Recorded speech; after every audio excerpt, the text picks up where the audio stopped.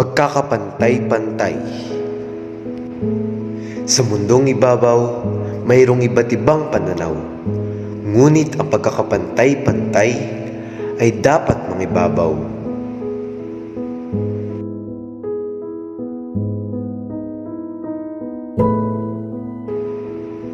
Hindi kulay, kasarian o estado sa bawat puso o pag-ibig ang sukatan. Sa pag-usbong ng buhay, pantay na hakbang ang batayan.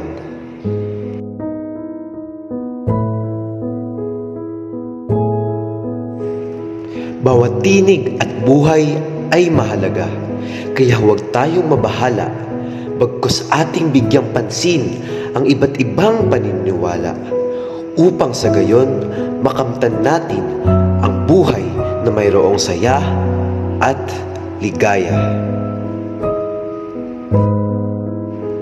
Respeto at pag-unawa ang susi sa pagkakapantay-pantay ng bawat isa.